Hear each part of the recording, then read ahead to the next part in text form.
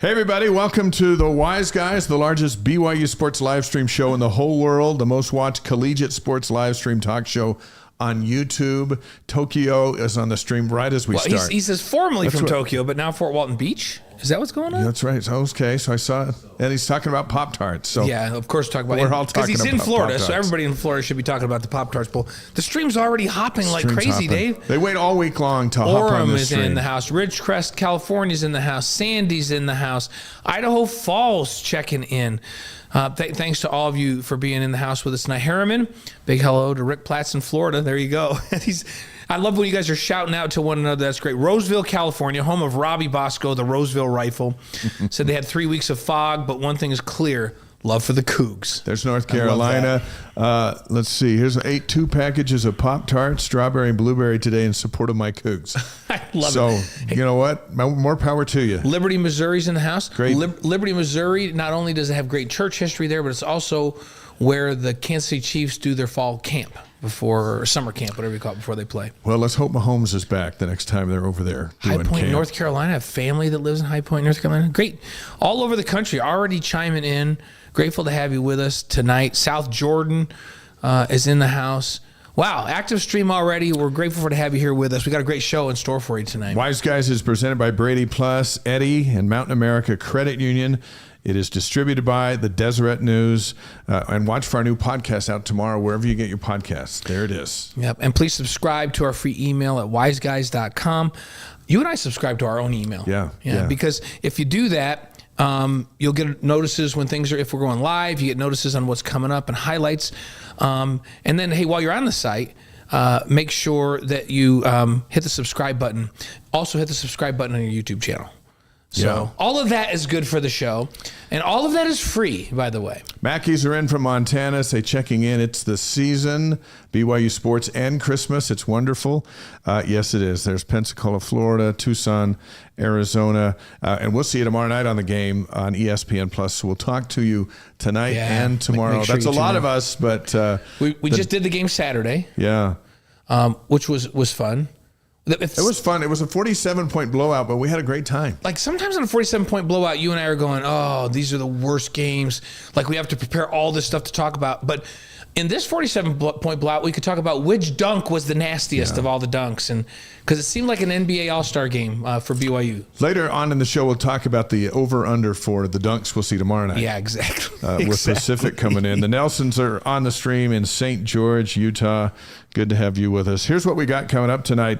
We'll preview the Pop-Tarts Bowl. We're getting closer to that. We'll look at Georgia Tech a little closer. We've also got next week, too, before we get to kickoff of that one on the 27th. We've got BYU Hoops. We're going to talk about the game we just did. We'll look forward to this one. But we're going to talk about it more in general because Ace Dybantsa is in the house, the father of AJ Dybantsa. We're pretty sure. He's been here in the studio. Yeah, we're pretty sure he taught AJ how to dunk. Oh, absolutely he did. We'll confirm that, but we're thinking, unless a neighbor got involved, we think it's going to be Ace. What if Chelsea's the one that actually taught him? That could be it, too. Could be it, too. He's been here in the studio before, but he was in the studio when AJ came on the show early before even, when he first got here to Provo, and Ace was in studio. So we're really thrilled to have him back and give us a lot of background on AJ's decision to come here and the family's decision for him to be here, all those kinds of things. It's going to be a great show. Kyla Ford's going to join us. She's a BYU Pathway Worldwide graduate. We'll talk about how that program has helped change the life for her and her family, and how easy it is to get involved with and how it can change you. And your education, and help you get a better job and make more money and have a better life. So we appreciate our partnership with BYU Pathway Worldwide. And so she's also a BYU fan from California, and so she'll be here on the show, and we're looking forward to that. She was a little nervous. I talked to her during the week because she's like, what am I going to talk about? And I'm like, we're going to talk about you. That's right. We got this. And so we're looking forward to that. So, and then, of course, we're going to feature our Relight Athlete of the Week this week. That should be obvious. Every week there's a Relight Athlete of the Week, and every week when we say this is the Relight Athlete of the Week, we know that you all go, oh yeah, that is the Relight Athlete of the Week. There's no question. Every week somebody stood out. Don's listening in Edgemont. Let's see, Mike's listening in Huntsville, Alabama. Isn't Huntsville where they do all the space stuff? Is there some? Yes, it is. Huntsville is the space stuff. Absolutely. And Will's in live from Sandy via Boston, Massachusetts. So good to have you on the stream. Wise Guys, by the way, is presented by these are our dear friends. So listen up. Brady Plus. Brady Plus provides cleaning, food service, and packaging equipment, dispensers, and service and repairs for over 150 distribution facilities across the country and over 6,000 employees. Learn more at bradyplus.com. They're a healthy company that's growing. They take care of their folks. They do stuff in the community, and their president is a BYU guy. Yeah, our friend Travis Brady. Good friend Travis Brady. Eddie. HR and payroll software built for small businesses. Whether you run a dental office in Spanish Fork, Utah, or construction crew in Lehigh, Eddie helps you hire, onboard, track time, and run payroll all in one place. It's simple, local, reliable, built by business owners who believe people come first.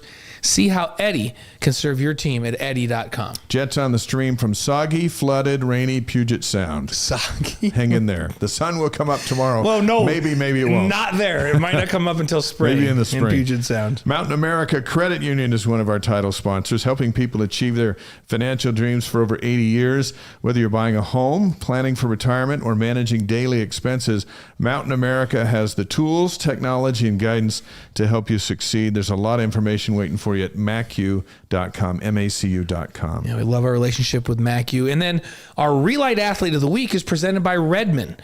The secret is in the salt. Learn what it can do for you at redmond.com. And I'm a big fan because, every day I never miss my workout, and I never forget to take my Relight that I keep hydrated with while I'm working out. Nice. It's good stuff. Today I did the strawberry lemonade. It's excellent. And maybe someday on this show we can tell you where to get your car washed. Yeah. We'll see.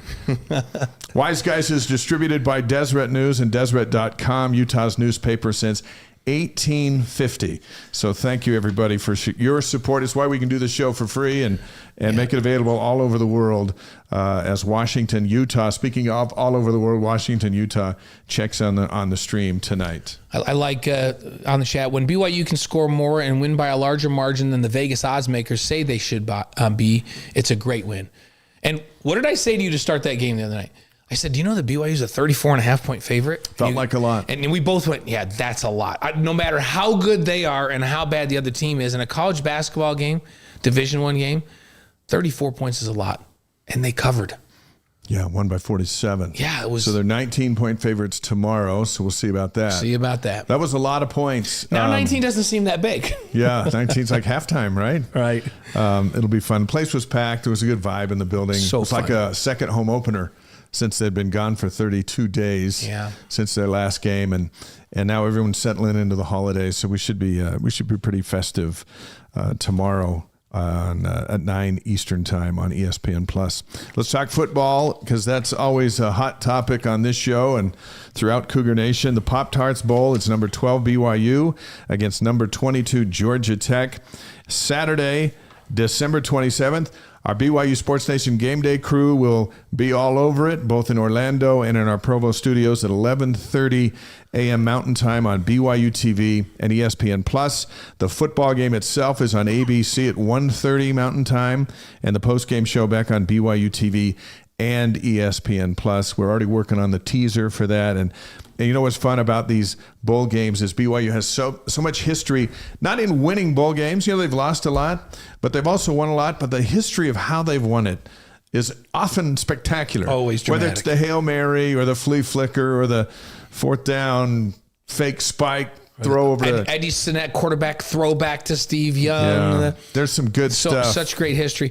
And recently, when BYU's been in big games, holy cow, the ratings are crazy. The number of people that are watching that Alamo Bowl last year is the most watched Alamo Bowl ever. Yeah, we're going to go over those in a moment. This last one topped that one. And so my question is the Pop-Tarts Bowl going to be the most watched ever Pop-Tarts Bowl? I wished it was prime time. Yeah, that would help. It's in the afternoon, but hey, people love football. Yeah. Weston's in from Nebraska. Sylvia's in from Wisconsin. Good to have the two of you representing those fine states here on the Wise Guys tonight. Let's talk about the Yellow Jackets for a minute, and we welcome your opinions on the stream, and those listening on the podcast, we'll try to share those as much as we can, since you can't actually see the stream. But the Yellow Jackets are 9-3. They've had a really good season. Yeah, they're a very solid football team, and they went on a tear to start the season. They start out by beating Colorado and Boulder 27-20, which is a nice road win. Then they beat Gardner-Webb, ho-hum, 59-12. Then they go to number 12 Clemson and win 24-21. Now, Clemson proved not to be a number 12 team in the country. They were part of the demise of Clemson. So 24-21, they started a downfall for Clemson. And then Temple, they go beat Temple. They beat them at home 45-24. And then it was off to Wake Forest, a 30-29 win against Wake Forest in overtime. Then they beat Virginia Tech, 35-20. Pretty solid win over a good Virginia Tech team. Yeah, those are pretty good wins. Yeah, and then they go against the ACC champs, right, in Duke. They beat Duke 27-18. And then they beat Syracuse 41-16. So guess where they were at that point in the top 25? They were pretty high. Number 7 at that point in the AP top 25. And then their quarterback got banged up a little bit. And they lost at North Carolina State 48-36. They came back and beat Boston College 36-34. There's a trend here, though. Yeah. Then they lost to Pitt 42-28. Then they lost to Georgia 16-9.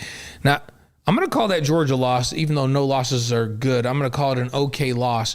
The fact that they held that powerful Georgia SEC championship team to 16 points is a little bit scary to me. Although 3 of their last, they started out on fire, number 7 in the country with all kinds of expectations, and then they lost 3 of their last 4 to finish the season.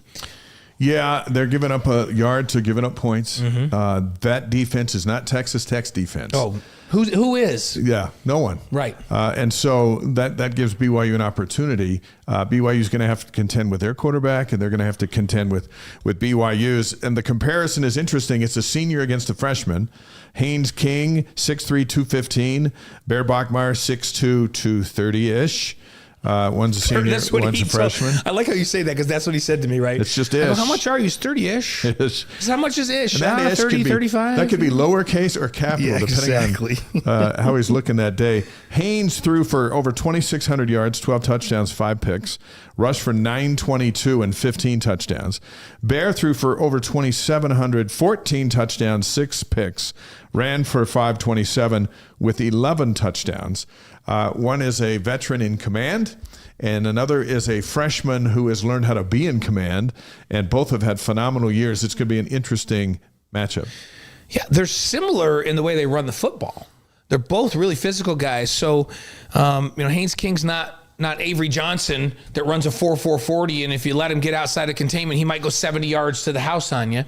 But he beats you up when he's running the football, and he's really physical. And if you don't wrap up and tackle him when he pass rush, he'll spin out and break a tackle and get positive yardage. But he's not a guy that can take the lid off and just beat you for a long, long run. And that's kind of the way Bear is. They're similar in their running style, similar in their passing style too. Haynes throws for more yards per game. 205.2 yards per game, but 245 this year, 205 career. The difference is that Haynes King has been in so many more games. Yeah, 35 straight starts coming into this will be his 36th straight start. And you can't knock him out. He just gets up and goes back to the huddle. He's just so physical, and he played 3 years at A&M, and then he's a 6-year senior. Career 9,232 passing yards. 66% passing completion career, 63 touchdowns. So he's just seen so much more. He's also rushed for almost 2,400 yards and a 5.2 yard average. The difference between Bear and him is experience. He's just kind of seen everything. So if BYU throws something weird that they didn't get on the scouting report, he's likely to have seen it in the past and be able to adjust quickly. Outside of that, their styles are very similar. And they've been similarly effective this season. I think that Bear has a way better defense on his side to help his offense than Haynes King does, and that makes a big difference. And that probably cancels out the experience advantage that he has. Of the quarterbacks BYU's faced this year, who is Haynes King most like? You and I were talking about this last week. Probably Brendan Sorsby from Cincinnati. I'd say he's because Sorsby's the guy that runs the ball around but isn't a home run hitter like Avery Johnson, and he distributes the ball well, throwing the football. I think Cincinnati's maybe a little bit more sound defensively than Georgia Tech is, but I would say he's very similar in style, similar size, similar in style. So that's the challenge. And BYU did a pretty good job at Cincinnati against him. Yeah, they did. LJ Martin, since we were last together, was named Pro Football Network second team All-American. He's also the Big 12 Offensive Player of the Year, rushed for 1,035 and 12 touchdowns this year. Rick's got a question on the stream, hearing conflicting reports about whether LJ will be playing in the bowl game. What do your sources say? Before we answer that, we are happy to say Bear was at practice today. He was in a boot last week, and you saw him around the community. There were pictures all over the place of him in a boot. Yeah, everybody's taking a picture of Bear in a boot. It's like, yeah, we know he's in a boot. Out playing. Right? But, I think it's still up in the air as to what LJ is going to do. Yeah, because remember, he had that shoulder injury. And if you're LJ and people are talking to you about the NFL draft and where you're going to be, I know that going into that last game, people were talking about possible one of the first 5 running backs picked in the draft. Yeah. If you're in that situation and you've been nursing that shoulder, I think there's a good chance that you have to make that decision. And I don't think anybody would begrudge him. Now, having said that, I don't think he's made a decision yet. I think they're trying to decide what he's going to do. Trevor Manich was on Sports Nation today. Said he should come back. He's not high on the list. You want to be a first or second day running back. Come back and work on your pass blocking, but that might be more of he would really like to have him back. That would be really nice to have him back. So I don't think any of those decisions have been made. If anybody were to sit, it would be LJ. And this is completely my opinion, and I don't think that LJ has decided what he's going to do with that yet. So we'll keep you posted as we get news on that. But if he didn't play, I would be okay with that. Would you be okay with that? I'd be okay if LJ had to make that decision. I'm happy to have Sione Moa back. Sione's been, so that's good. Sione's back, and he was cleared to play this last game. And then you've got Nawahini who can play, Demooney who can play, Rex that can play. But if LJ's out, they really do need to have Sione back healthy if he's out for this. Outside of that, I can't think of anybody that wouldn't want to improve their stock and go play in this game, right? Have one more opportunity to show the scouts. So of the other seniors who are out of eligibility, I think the rest of them all need to play. LJ's probably done enough to know that he's going to get drafted and he's going to be, get a shot in the NFL. Some of the others probably need this game that are seniors. How about Kalasi Closets, first time on the stream from Castle Rock, Colorado. Welcome to the Wise Guys. Where have you been? But we're glad you're here, and we hope you'll stay. Big 12 championship viewership, some numbers came out that are pretty cool. Per Sports Media Watch, the Big 12 championship game averaged 8.99 million viewers. Can I just say, wow. Peak of 11.4. It's a 30% increase from last year's game between Arizona State and Iowa State. It's also the most watched Big 12 game of the season and the most watched BYU football game in modern program history, beating last year's Alamo Bowl audience by 8 million. So you picked up 1 million. I tweeted that out, just the facts here, and then a lot of people took it as, they were pro Texas Tech or BYU, whatever. And I got 99,000 views on it because it's interesting stuff. But how many people watched? Were people questioning it, or were they? Some were, and some were saying, "Well, it's only because," and they showed up and watched the blowout. You get everyone when you post something. 11 million at its peak. That's a huge viewing audience for a game. And I'll tell you what. Everybody ought to be rooting for Texas Tech to win the national championship this year. That's my team. I think they're first class. Love their coach. They beat us twice. You salute them and say, "All right, say let's go. We're all for you." If we were in the college football playoff, I'd be rooting for us to beat them, obviously. But we don't have a chance to play them now. So let's have them go. Prove that the Big 12 can match up with the SEC or the Big 10 and beat any of those folks out there. Per Super West Sports. The BYU Texas Tech game was the most watched game in the West this season through the conference championship games. 1, BYU Texas Tech on ABC. 2 was Oregon Penn State on NBC at 8.5 million. And Oregon Indiana was third on CBS at 5.59. Isn't that interesting? Oregon has such a big audience always. That's why they're so valuable. That's why the Big Ten wanted them immediately. They're a national brand, Oregon is. That's why the Big Ten was interested in them. So, yeah, but BYU Texas, the top game in the West. Yeah, it's fun being in big games. It's like the Madison Square Garden game last week. It's just fun to be in a big game in a big place on Tuesday night on national TV at a place where we haven't been before. Yeah, it's really good. I'm excited for this Pop-Tarts Bowl. And this is no disrespect to Georgia Tech because we already outlined how good they are. And it's number 7 in the country at one point during the season. But Notre Dame was supposed to be the team that BYU is going to play in that game. Yeah. And that would have been, I bet, the top bowl outside of the college football playoff. It would have been the top viewership bowl in college football this year, just like the Alamo Bowl was last year. And the Pop-Tarts, who are in the business of selling Pop-Tarts, we're really excited about that. Yeah. They're still excited to have BYU. And so let's see what kind of audience they can draw in this game in the middle of the afternoon. But I know this. The team for a couple of days was disappointed that they weren't in the college football playoff, and they wanted to perform better in that Big 12 championship game. But they turned a corner, and practices have been great. They've been lively. They've been getting after it. They're excited to go down and play a game in Miami or in Orlando. They know that this bowl is a fun opportunity, but they also know it's a business trip, and they are preparing in a really good way. I got to watch practice the other day, and they look really, really sharp. Folks on the stream are excited for Ace Dybantsa joining us 10 minutes away. You're on the countdown clock. So there are 8 Big 12 teams getting ready for bowl games. We talked a little bit about it last week. Kansas State and Iowa State opted out due to some of their coaching changes. But in addition to BYU, you got number 21 Houston against LSU in the Texas Bowl, also on the 27th. I like Houston in that one. TCU has got USC at the Alamo Bowl. Trojans are ranked 16th, probably overranked, but that's on December 30th. And you know what? I like TCU's quarterback against USC's defense. Avery Johnson can run around, 4.40 guy. That game, if TCU can beat USC, that would be a nice statement game because TCU's not currently ranked. No. They had a couple of games where they just didn't play well, but they have a lot of talent and they match up with SC. Arizona State and Duke in the Sun Bowl. That's going to be a good game. That's going to be, even if it's in El Paso, that's going to be a good game. How about the fact that Duke won the Big 12 championship or the ACC championship with 5 losses? And then didn't get in the college football playoff. No. Wow.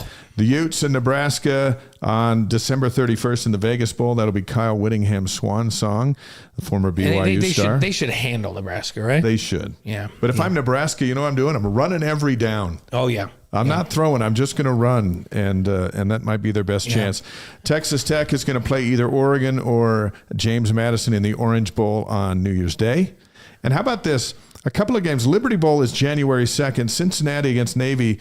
Cincinnati's quarterback announced today he's going into the portal, Sorsby. Yeah, wow. So I'm not sure what that means, but I'll tell you what, Navy's going to win that game if that's the case. Yeah. And then the Holiday Bowl has moved from before Christmas, and then it was after Christmas. Now it's after the New Year on January 2nd, and it's going to be a really good game with Arizona and SMU. Yes, Josh Hoover, the quarterback at TCU, thanks.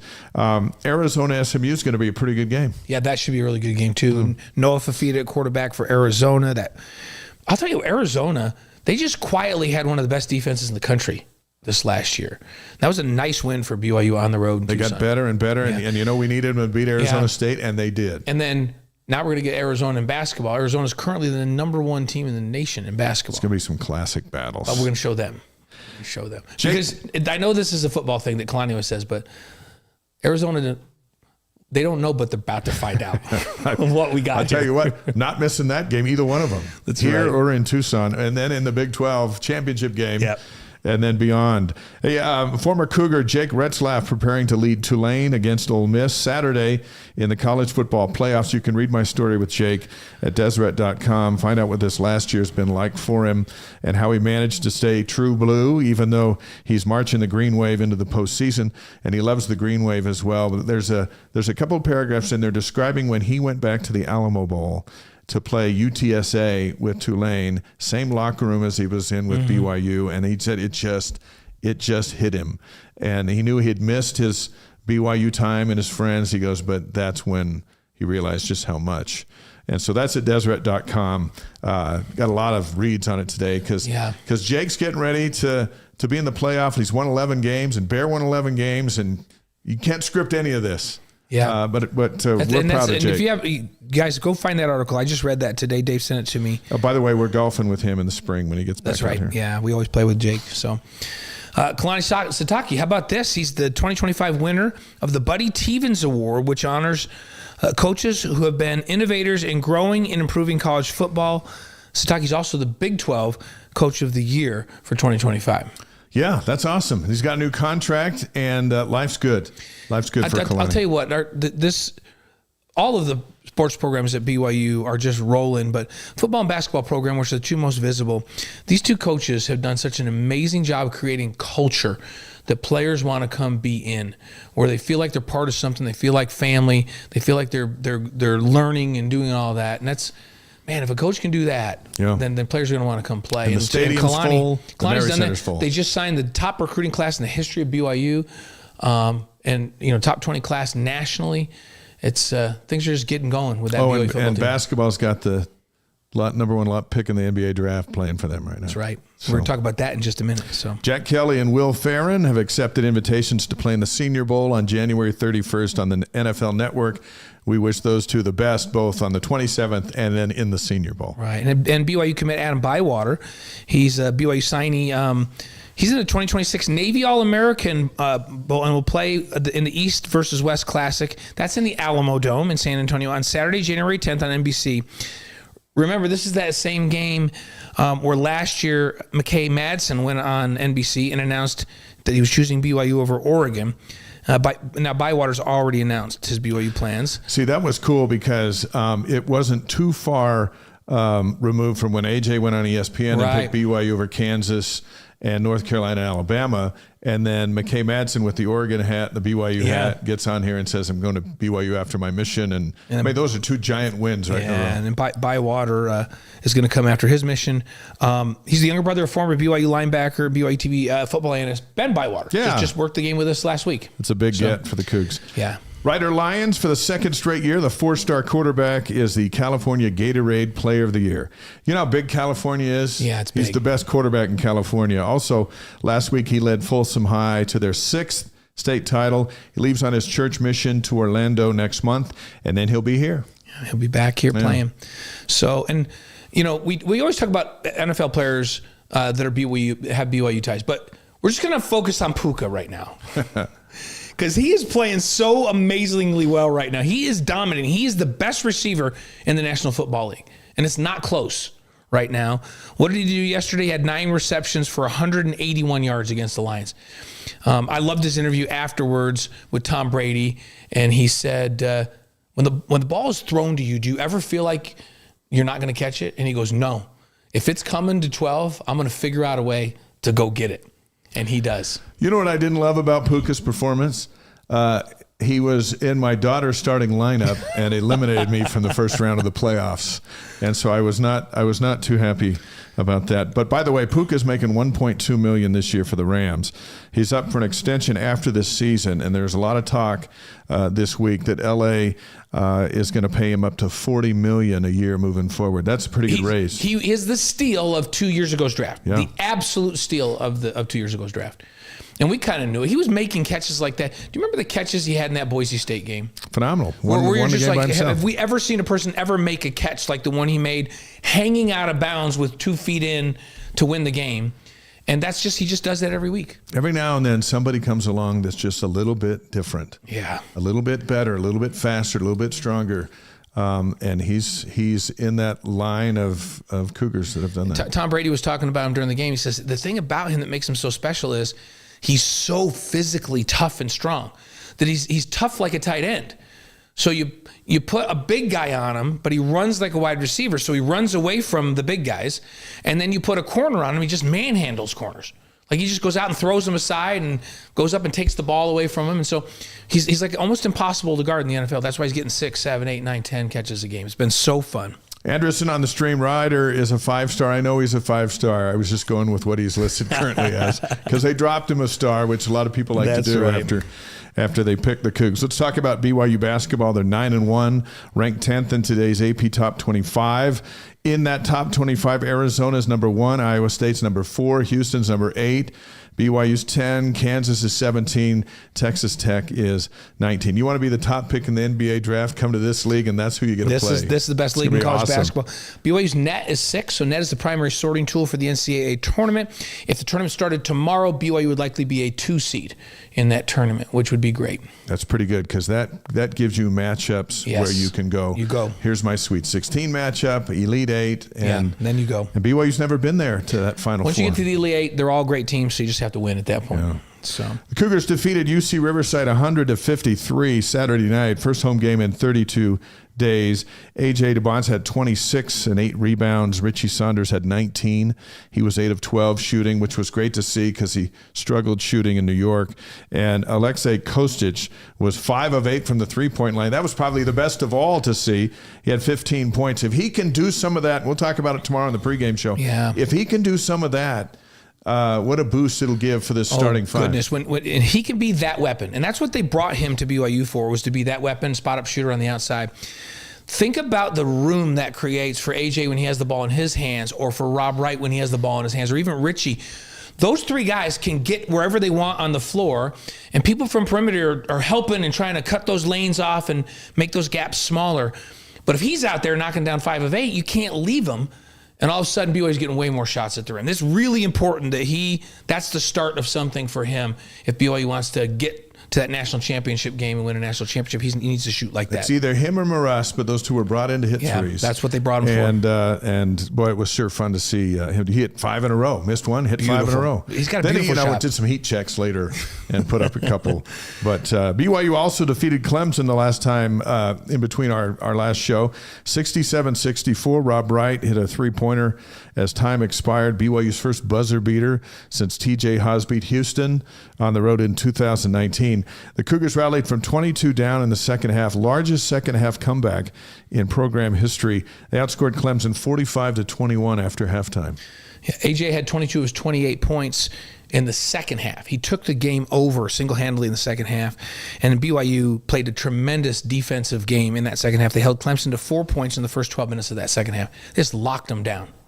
Up next, it's Pacific tomorrow night at 7 Mountain Time on ESPN Plus. We'll be on the call. Spencer will be doing the sidelines. Tigers are 8-3.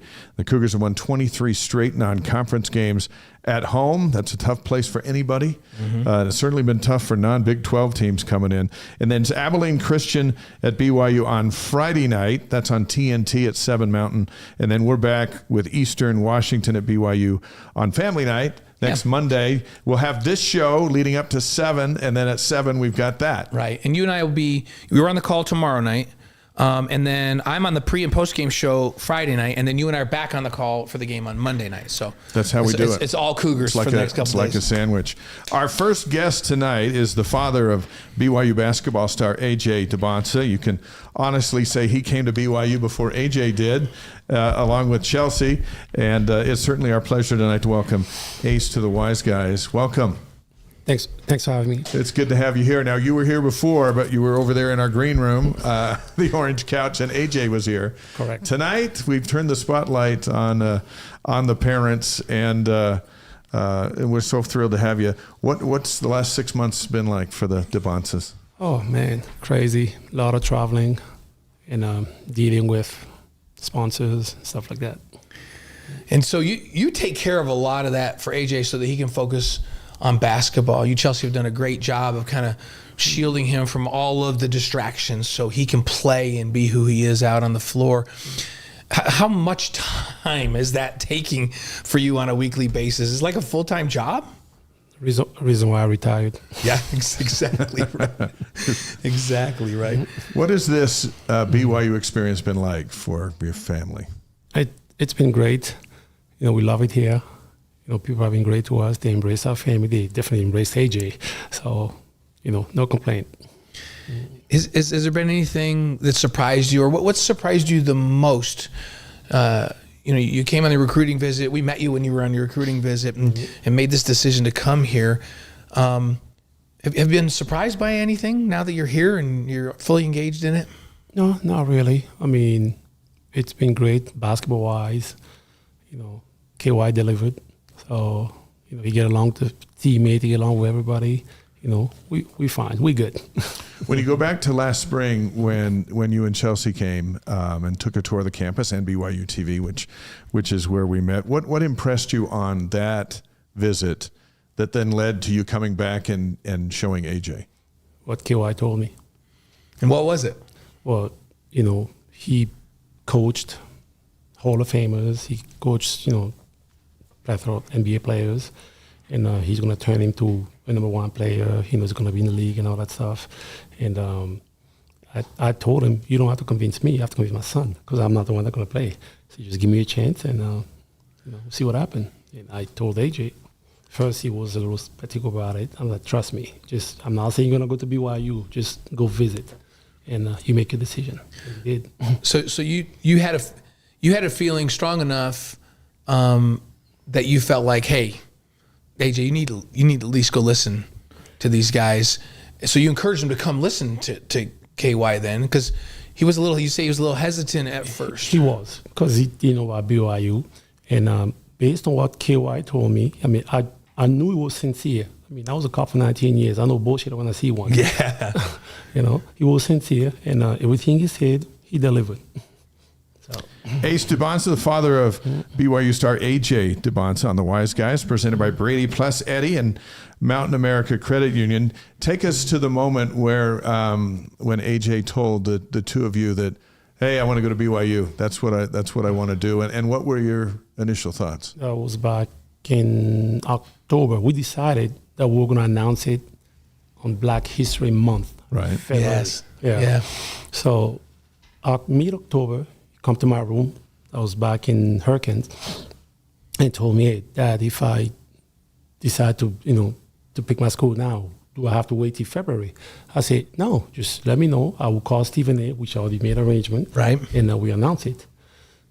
Okay, so that's how it ended. And 2 weeks later, Dad, I'm going to BYU. I'm like, you going where? BYU. Why? He told me why. KY. He brought a pro staff, dietitian, strength and conditioning guy. I mean, name it. And I said, okay. Then he goes, then I call my boy, to check on what the coach is all about. I'm like, your boy, KD. Oh. Yeah. He said, I call KD. I asked him about KY. Kevin Durant. Yes. Yeah. He said he rocked with him. And then I called, what is his name? Devin Booker. Yeah, Devin Booker. Same Yeah. thing. I called CP2. I said, you called all those guys? I said, yeah, I DM'd them. Mm-hmm. I'm like, BYU it is. So Booker and KD and all these guys said, yeah, we work with KY and we like what he does and he's helped develop us. So yeah, you're not going to miss if you go there. And that's what kind of got AJ over the. I mean, the fact that he has a pro staff, what they run is everything is pro. That was appealing to him. What did Chelsea think? Well, she's right over there. Yeah. Yeah. I begged Chelsea to come. When I saw Chelsea at the game the other night, I was like, Chelsea, you got to come. You got to come. So she said she'd be here. So she said she would come. She would come support you. She say whatever AJ wants to do. So it's interesting because not only has he fit in basketball wise there, and you can tell that the teammates all respect each other and they play off of each other. He and Richie, when we go watch practice, Dave and I are watching practice, and I was saying, man, look at the way Richie and AJ play against one another when they're doing a drill where they say, hey, pair up. Richie and AJ go grab each other. Let's go. The best guys against the best guys here. Let's do this. So he's fitting in not just on the court with those guys, but it feels like when I see him that he's a great fit on campus as well. Is he enjoying his experience? He loves it. I'm like, I don't know how long that's going to last, but right, like because he can only probably be here a year. But this he doesn't know that. Nobody knows. I know he said that's when he came on. Who said I was only going to be here a year? But it's important to have that experience in college too. And it feels like, does it feel like to you and to Chelsea that he's having a good college experience he's as well? Having a great time. On his own, he's having a great time. Yep. Ace, in what ways has Kevin Young and his staff made true on their promises? What do you see in AJ's development where you go, yep, this is why we're here? Leadership. Leadership? Yes. How so? I mean, you can tell he galvanized everybody, I'm just see what he's doing on the court. Boston, New York, I mean, just being himself, but still unselfish. Still unselfish. Yeah. And he's been remarkably unselfish. It's easier to coach if somebody's unselfish, easier to coach them to be a little selfish than to take a really selfish player and try to get them to be unselfish. That it tells me something about the way you and Chelsea raised him, that he's got this unselfish mentality on the floor. Yep. How did you ingrain that in him? Why is he wired like that? What did you guys teach him growing up that made him think, I want to involve my teammates. I want them to have a good experience too? Well, I got that from my dad. So I'm just passing it to my kid. Simple. So, and how did your dad pass that on to you? What was it that he was about sharing? Always think of other before he think of himself. Giving back and stuff like that. And that's what I taught my kid. We did have a discussion earlier wondering who taught AJ how to dunk, you or Chelsea. I wish Chelsea was on camera because look what he just said. This is a very athletic family because we know the rest of your kids. And we met your young volleyball player at the Delta we got Center. To meet her the other day. Well, neither one of us. She's from Jamaica. Yeah. Mm-hmm. I'm from Africa. It's a nice little, blend. Yes, it is. Kid was bound to be an athlete. So, yeah. But I take credit of I'm the one that put the ball in his hand, forced him to dribble with the left hand. People think he's a lefty because he always go left. He likes to go to his left, yeah. Give him the right side, he'll go by you. Yeah. He'll go either way. Mm-hmm. When did you realize? At what age was he when you thought, "Wow, he's got a pretty special gift to play this game"? Was he really young when you realized it? Well, he was tall when he was born, very tall, and I knew he was gonna, at some point play basketball. He didn't want at first. I had to force him. Mm-hmm. Thanks to Spider-Man. And first, second, third grade, he was just playing for fun. Mm-hmm. Yeah. 8th grade, that's when everybody else has realized he has a chance during COVID. So it was the COVID year. He was in 8th grade. The COVID year. Yep. He did 8th grade twice. Yeah, we reclassed him. Yep. Yeah. During that COVID year. That COVID year was a crazy year. The kids that were in juniors and seniors in high school lost a year. It was terrible for those kids. So it was good that AJ was just an 8th at that time and could get it over again. And all he did is work. Yeah. One of the questions on the stream was, what was AJ like growing up? Just normal kid, like to play with his friends, his sisters. And he still is growing up, right? He's just a teenager too. Yeah. He's not done yet. I think he got another inch or two.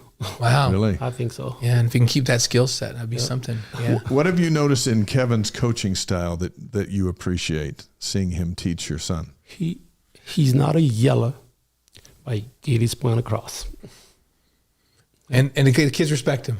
Definitely. Yeah. Yeah. So you like the way he communicates then? I do. Yeah. What do you guys do is like basketball is a big part of your life all the time. Mm-hmm. And volleyball too with your daughter. So sports are a big part of your life. And I know that takes up a lot of your life. Like we've had 3 Division I athletes come through our family and it's overwhelming, but what do you guys do to get away from it as a family? Do you have some things that you guys like to do to just kind of get away from it? I work out every morning. I see you at the gym once in a while. I don't go there no more. I used to go to 2 gyms. I go to Next Level. Okay. Yeah. I got a trainer there. Oh, very good. Mike Stroshine. Mike Stroshine. Yeah, we know Mike. I know Mike. Great guy. Oh, he's a good trainer. He got me right. I love it. Well, let's go back to when you're totally embraced in it. 28 points at Madison Square Garden, of all places, with the attention of billboards around the city and the people in the seats. What did you think about that performance for AJ and away from the media and a chance to visit with you? What did he think of that New York moment? It does not bother him. Like, did he think it was cool? Did he enjoy it, or was it just like a next? It's 94 feet. Doesn't matter where. Where does he get that focus? I asked him a couple of years ago. I was like, AJ, don't you feel the pressure? He's like, Dad, what pressure? Just basketball. I'm like, okay. All right. Did you feel the pressure of New York and all of that? And you watched him take over in the second half. What did it mean to you? We're from Boston. We used to go to New York all the time. Yeah. But I never been in the Garden. That was my first time. Really? Yeah. What shocked me was to see that big billboard, So they took my wife and I to go check it out. We almost cried. Yeah. My wife was like, "Oh, my baby." I'm like, "That's a big baby." A little bit bigger than when he was born. Here's a couple of pictures of the two of you looking at that billboard. That was in Boston. That's in Boston? Yeah, okay. that one in Boston, yeah. And he was all over the place there too. So he comes out in the Garden. You've never been in the Garden. It was a rough first half. You see him settle down and take over in the second half. From a dad's perspective, what was your experience like? Well, I knew they were going to come back because he processed stuff quick. I don't know what KY told him or told them, but he gets it real quick. And you see what he did. We actually asked KY. We said, did you change anything? And he says, no. I told the guys, quit playing terrible. The scheme's not wrong. You guys need to get physical and play the way you can play. And they just decided.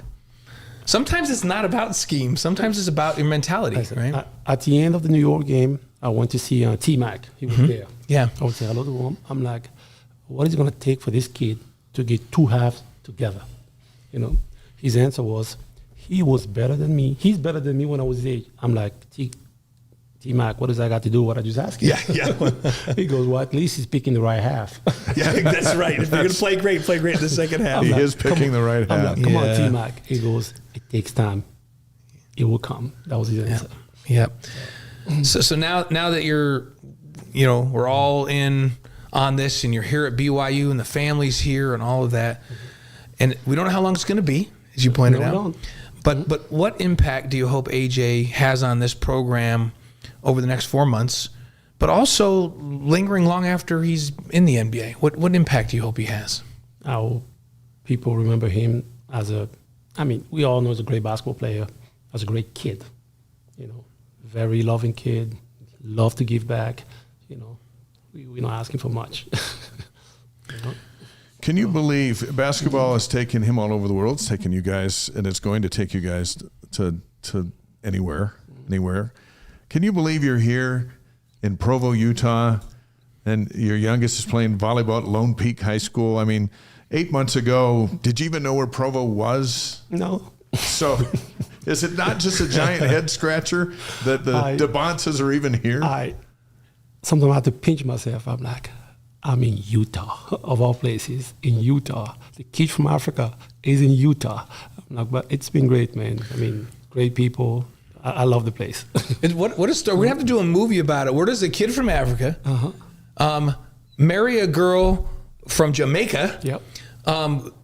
Raise their family in Boston. Brockton. In Brockton. Yes. Boston area, Boston Metro. So Brockton, police officer for how many years were you a police officer? I was a cop for 19 years and a deputy sheriff for 7. So in law enforcement, your entire career back there. And then somehow they make their way to Utah together. Only basketball can do that, I feel. Right. Yeah. But what a great story. It is. So. It's a blessing. Think about that. I'm thinking of you on the force, having a rough day in a job that's at risk all the time. And now you're semi-retired here in Provo, going to basketball games, walking into an arena that's got 20,000, and everyone knows who your son's name is. It's a beautiful thing. God is great. So, hey, that's Chelsea, do you want to come on? I want everybody to see this beautiful mom of AJ. You want to come on for a sec? Come over here. Come on, let's do it. Yeah, come on. That's the beauty of this show. We just do whatever we want. Yes, yeah. So I'm gonna put you right here. Right. And you can confirm or deny a lot of what we've heard tonight from your husband. But let me ask you that exact same question, Chelsea, that we asked Ace. In the broader scope of your family, you're here in Utah, where 8 months ago you weren't, had no plans of being here. But how have you been embraced? What's the experience been like for the Dybantsas? It's been great. It's been great. What I love about Utah is the mountains. Just coming out of the house and the mountain is right beside you. It's just a surreal experience coming from the East Coast. Yeah. And we've often thought if a New Yorker could be at the stoplight down here and just stare at these mountains, that there's something other than skyscrapers, that we have here. Do you get nervous when you walk into the Marriott Center like the other night when sold out and your son's in that starting 5? How does the mom handle that? I don't get nervous at all. Really? No. To me, it's just like he's just playing basketball. I don't get nervous because I know he's going to do great. Yeah. Well, he has done great. What have you thought of the reaction to his peers in the student section and on campus? And for the most part, everyone's a stranger when a new school year starts with an enrollment of 36,000.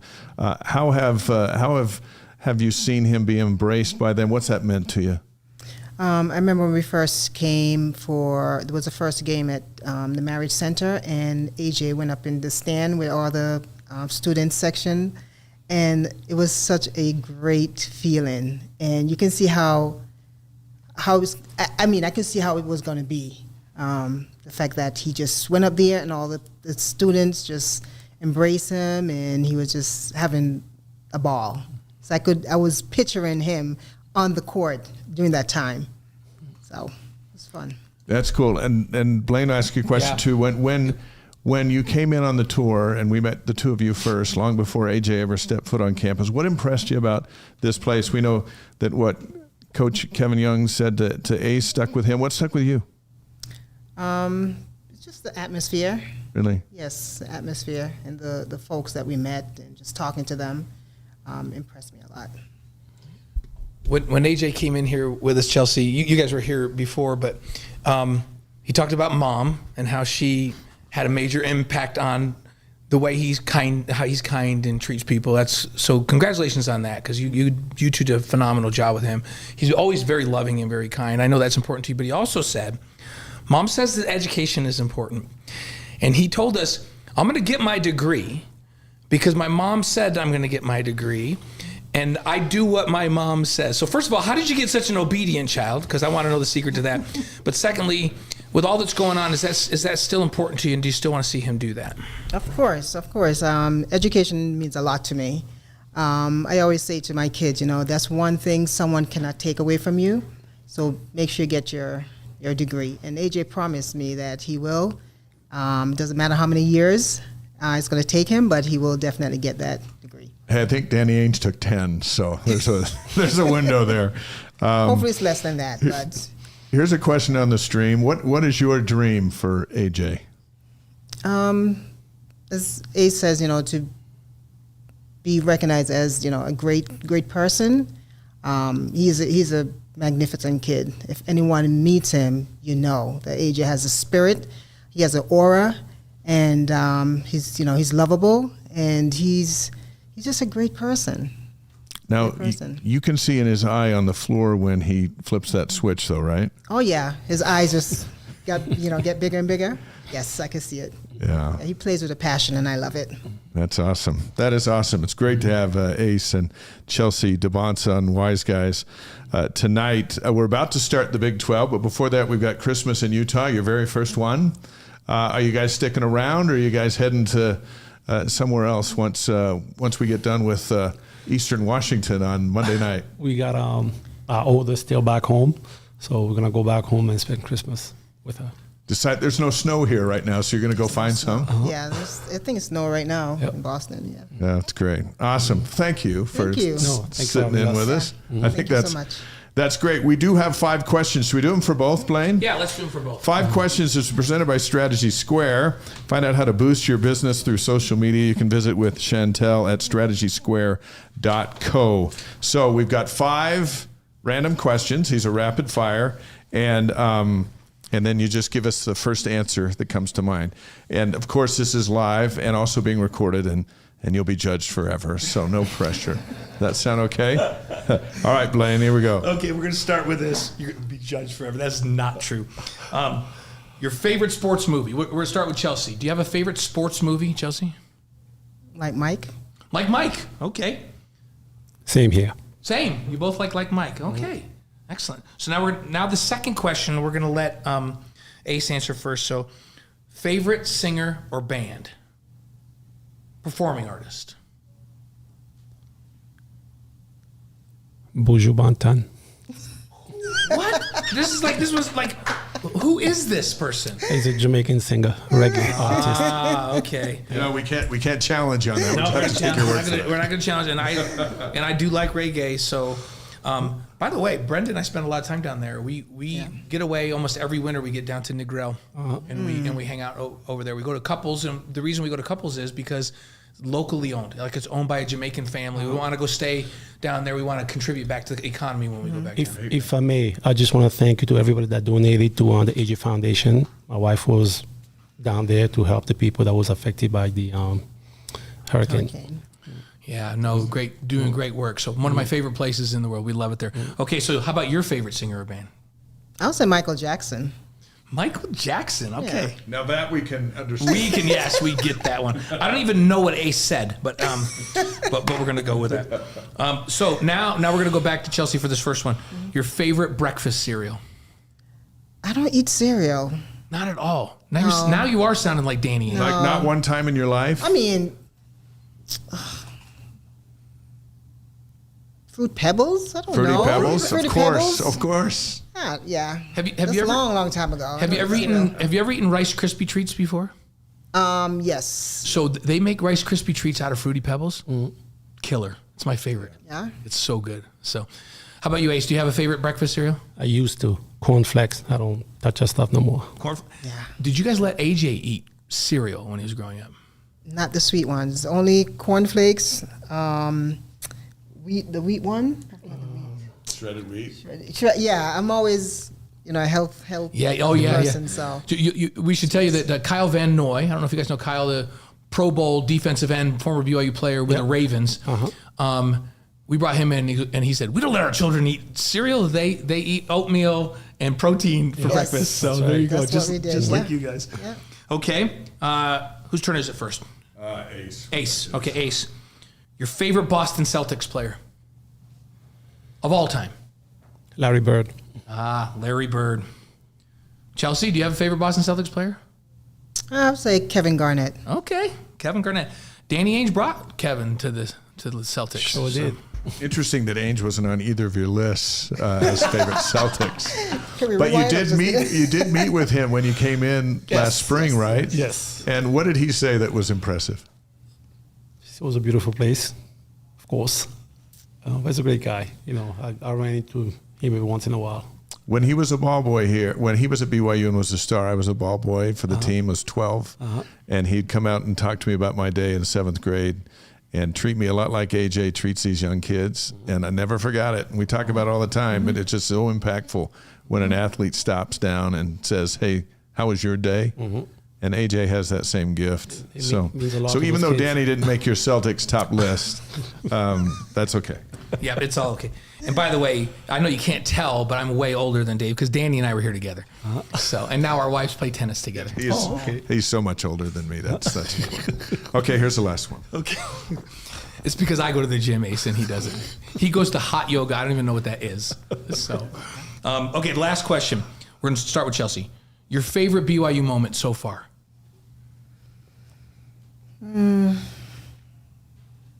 Just being in the Marriott Center, just watching the crowd wild up, watching Cosmo. Oh, yeah. I love Cosmo. Just being in that moment. I don't think I have any special moments, but just being in there. I know what your special moment's going to be when they're cutting the nets down and win a national championship, but that's still to come. So, Yes. Ace, what's your favorite so far until we get to that point?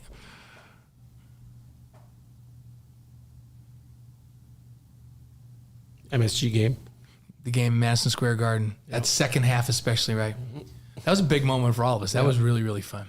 Yep, sure was. As you're watching that and the aftermath of it, did you see a day where AJ's going to play there, 20, 30, 40 times over the course of his career, whether it's with New York or playing New York, but that arena is going to be, it was your first time in, it won't be your last time. Yes, definitely. I mean, it was something special. Yeah. Okay. All right. Thank you. Those are 5 questions presented by Strategy Square. Have we done enough? You guys good? Yeah, We're good. You're good? Yeah. And anything that people should know about AJ that they don't know that you wish they knew about him? Ask his mother. What do you think, Chelsea? He's pretty goofy, especially when he's around his sisters. It's like a different kid. Yeah, it's a different personality that comes out when he's around his sisters. He loves his sisters very much, and you can see the love between them when they get together. It just warms my heart when I have all my 3 kids in one room. Love it. Okay, here's the last one. His greatest Christmas present. What did he open up back in the day where you just thought that he just thought, whether it was a transformer or an electric football set or what was it? What's the most fun Christmas present that you remember from him as a kid? Spider-Man. Like a doll Spider-Man or a costume? Yep. That was it. He was in love with Yeah. Spider-Man. I mean, everything. I bought him sneakers, jackets, hats, PJs, everything. That's what saved me from basketball. Yeah, there you go. Everything Spider-Man. I love that. Spider-Man. That's awesome. Didn't we used to call it when we were doing UNLV back in the day? Wasn't Stacey Augman Spider-Man? Wasn't it? He was one of it because he was such a good defender. Yeah. A rebounder. Could get anything. Okay. All right. So I don't know if he's getting Spider-Man PJs this year, but he's probably earned them. All right. Well, we're grateful to have the Dybantsas with us. You're free to go. You're free to get up and walk off. Thank you. One of the greatest hours we've ever had here on the Wise Guys. And AJ's the kid everyone's going to watch tomorrow night, but tonight we get a visit with the parents. And the two of you are the reason he's here. And so we want to give you your just due. And we appreciate our relationship with you guys. Thank you so much. Likewise. Yeah, we get to brag about him all the time on TV. We get to brag about him again tomorrow night, but we love getting to talk to you tonight because he is a reflection of you. Thank you. So thank you very much. Okay, now Blaine's going back over there, and we'll get you back to your Monday night. We'll see you tomorrow night at the Marriott Center. Yep. Ace and Chelsea Dybantsa, and if you want to see this interview again, it's at wiseguys.com, and it's awesome. Thanks for all the comments. Couldn't get them all on, but it was fun. We know AJ a lot more tonight than before the day began. Somebody asked on the stream, because you and I were talking about this the other night. They said, what's his real name? And it's Anissa. Anisse. Okay, so Anisse, there's a T in it, but the T is silent. And your name is also Anisse. You're Anisse Senior. And I asked Chelsea and Ace, should I call him that? And they said, if you want to, that's his name. So I might call him that on the broadcast tomorrow night, if that's okay with you guys. So, right, no, I won't do the T. Anisse. So. And another comment, Buju Banton, look him up, love it. So nice work. And then Till Shiloh is a good place to start, right? There you go. Thanks, guys. There you go. There go the Dybantsas on our show. And we wish them a Merry Christmas, and we'll see them again tomorrow night at the Marriott Center. Let's do our Relight Athlete of the Week, presented by Redmond, the secrets in the salt. Learn what it can do for you at redmond.com. Tonight, it's our pleasure to announce AJ Dybantsa as this week's honoree, and boy, did he have a week. My goodness. In both games last week, AJ combined for 54 points, 17 boards, and 13 assists. In the second half against Clemson, he outscored the Tigers by himself, 22-21. He was the king of New York. His face was on the billboards. His highlights were all over SportsCenter. He stole the show in Madison Square Garden and was the first to celebrate with Rob Wright after Rob Wright hit the game-winning three-point shot. I love watching that view from the baseline of Rob making that shot and AJ in the background, and the celebration and the look on his face when Rob made that shot was awesome. How about also the one of him reacting when Richie Saunders threw down that dunk the other night? It was fantastic. AJ is a great teammate. He really is. Saturday, he dominated UC Riverside, gave the home crowd a series of spectacular plays, including a dunk for the ages on the lob that he got back from Richie.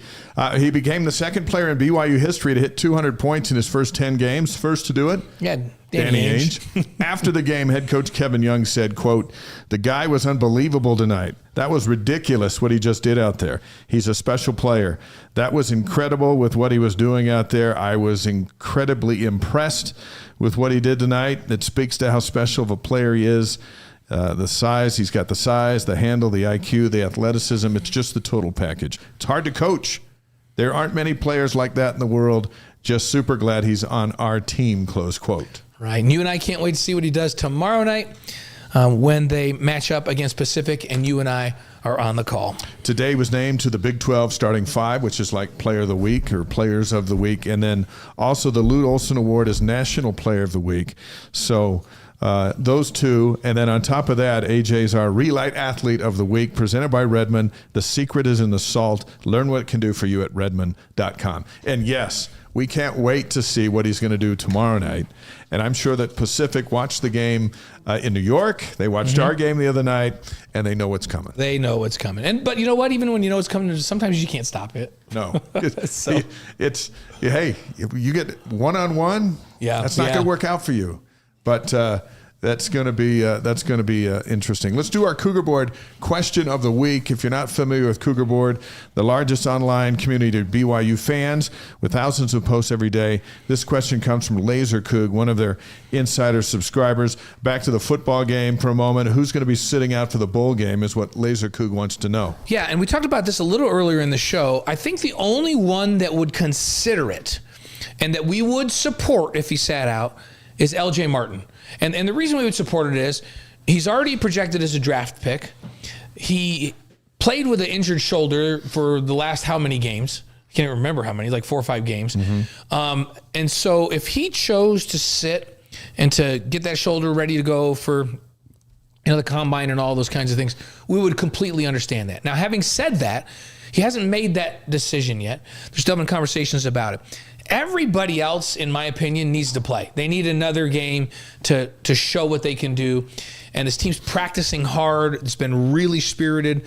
They're ready to go. They're embracing the fact they're going to play Georgia Tech, who's a really physical football team with a great offense.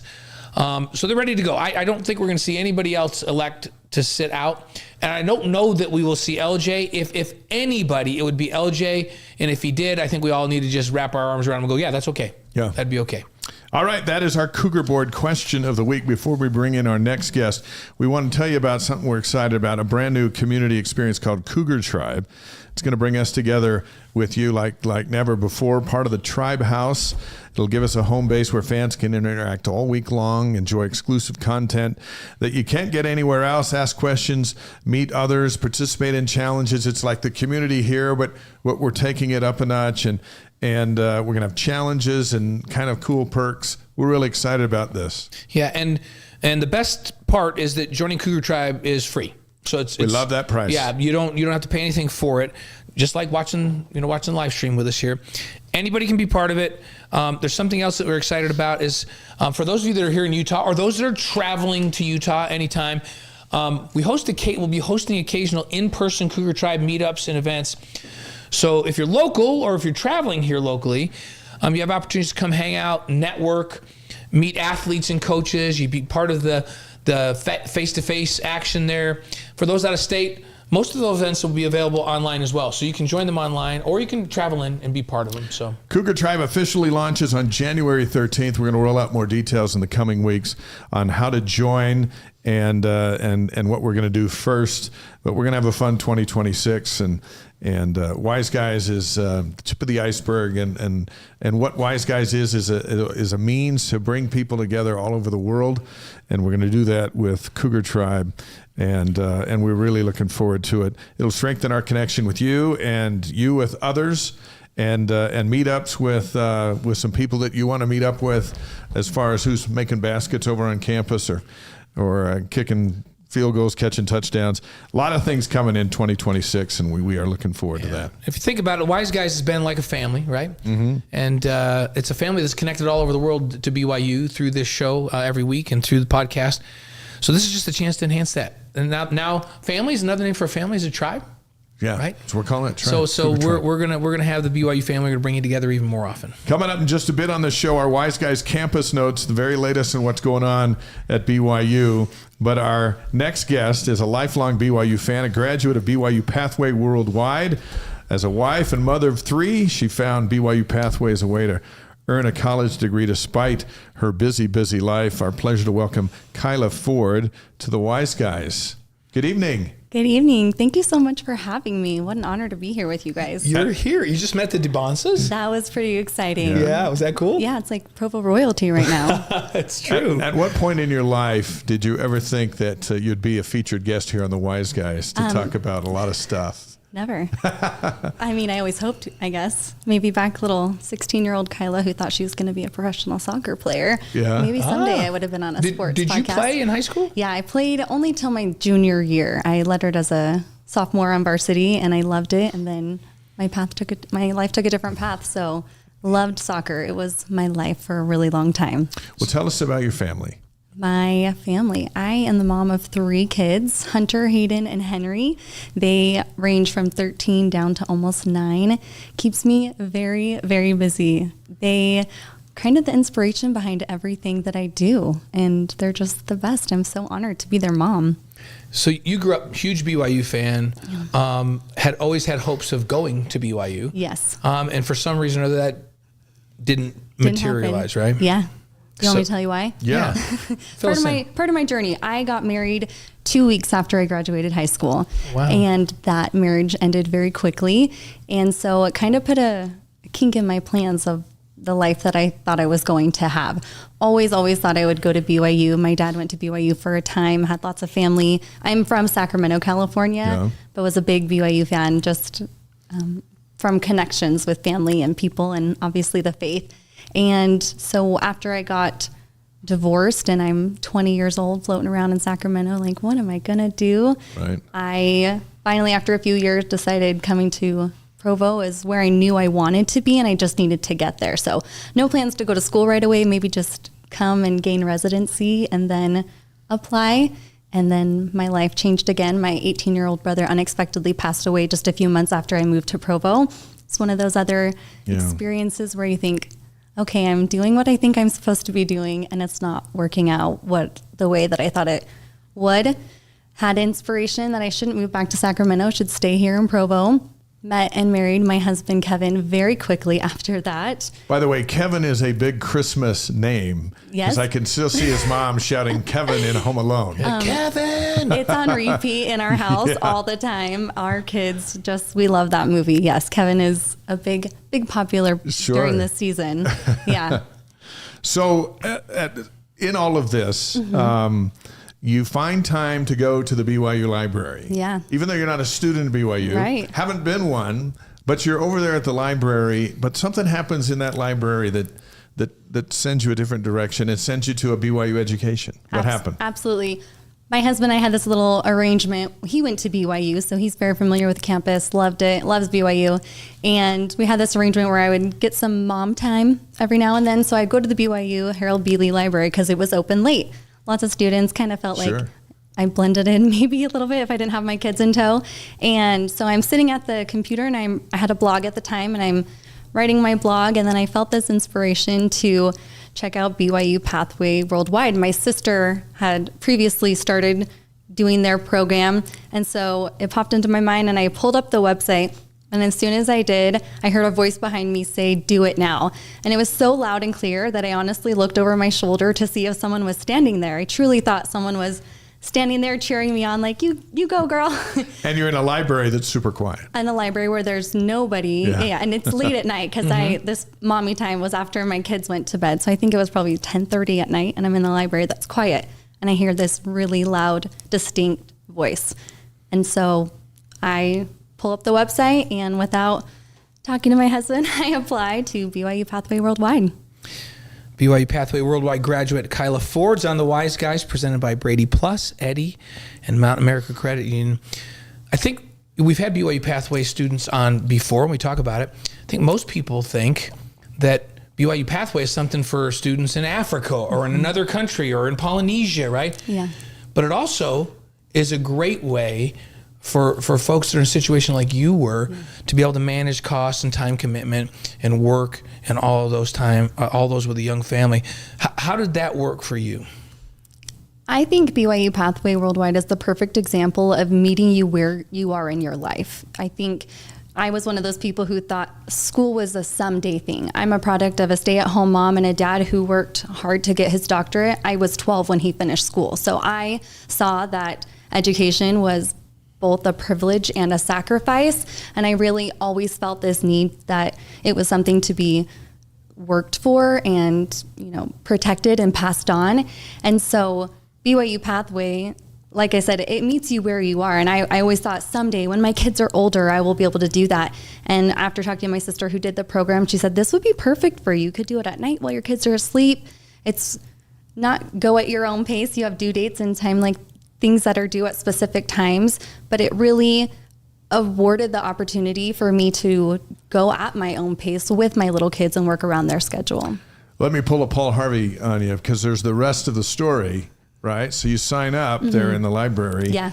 and then something happens the next day that makes it all happen. Yeah. What? My story's kind of crazy. So I applied, and immediately I got a prompt that said, classes are full for this semester. Please join us next semester. And I was like, whew, dodged a bullet, followed a prompting, and now I don't have to explain anything to my husband. So I go home, go to sleep, don't say anything, of course. Like, we're not having this conversation. He's about to start his master's degree program in like a week, the same exact week this is all happening. Next morning, I wake up and I get a phone call, and it's a sister missionary, one of the Pathway Gathering Group missionaries. And she says, Sister Ford, we have an opening in our Pathway group, and we would love for you to join. Classes start on Monday. And this was Saturday morning. And I thought, okay, well, I guess we're going to do this. We're doing this. And I feel so grateful for Kevin. He was just so supportive from the very beginning. Yeah. Here we are, 3 tiny little kids. He's doing the MBA program, so he's working full time and doing school. And then I come in with out of left field being like, hey, I think I want to do this too. And he said from the very beginning, I think this is what our family needs right now. That's so awesome. How long did it take you to graduate in the program? What was your degree in? Marriage and Family Relations, which is now the Family and Human Studies relation degree. And I started in September of 2019 and finished in April of 2024. And I took no college credits with me. Like, I started from scratch yeah. from the beginning. And like I mentioned, we started in 2019, September. And in March, COVID happened. So everything shut down. We homeschooled our 3 kids the next year. They didn't want to be at school with masks and all the shields. Yeah. So all 5 of us at one point were at home sitting around the table doing homework together. And it's honestly one of the most rewarding experiences and memories that I think our family will have. Well, I love that you always wanted to go to BYU, and you ended up going to BYU. The degree comes through BYU Idaho, through BYU Pathway, but BYU is at the start of all of those things. I feel like I'm in the family for sure. And you are You're in BYU the family. grad. You're a BYU grad. I love that. What does the additional degree do for confidence as you move forward in life? I think I tell people all the time, it's really rad that I have a degree. We talk about how this program is changing communities and societies across the world, especially in some of our communities in South Africa. And just, I think you had some football players on here a couple of weeks ago talking about their programs they're starting. Yeah, Connor Pay and Isaiah Kafusi. Yeah, that's right. And they were on here talking about the programs they're starting. And it's amazing what this program is doing around the world. Here in the United States, here in Provo, me, a mom of 3, it has changed my life completely. It's changed who I am as a person. Like I said, it's great that I have a degree at the end of this, but who I've changed as a person, like who I've become as a person and how I've changed spiritually and intellectually is priceless. You're still a busy wife and mom. Yeah. But you're putting your degree from BYU Pathway to work. Yeah. Here's your graduation picture on the stream. Look how there cute you go. she is. Look at that girl. That's awesome. Oh, gosh. What are you doing? I'm in the middle of starting a nonprofit, and my goal is to help other stay-at-home moms pursue their education and personal growth. I really think there's such an opportunity. I was a mom who I wasn't looking for work. I just needed something for myself. And I think in a culture that we live in where it's good to have something for ourselves as mom, and it's good to grow. And when we grow, our families grow. And when our families grow, our communities grow. There really is just this ripple effect. And all BYU Pathway students, however they're impacting their homes and their communities, it just ripples across places. Do you have an email where Cougar Nation can help this grow? Yeah, absolutely. It's hello@powerful.co. hello@powerful.co. Yep, and we're waiting for that nonprofit to come through. And powerful is spelled? P-O-W, nope. Yes, P-O-W-H-E-R-F-U-L. Yep. Oh, so powerful. Yes. I love it. A little play on words there. I love it. Yeah. Well, we encourage everybody to do what they can to help support that. I think it's awesome.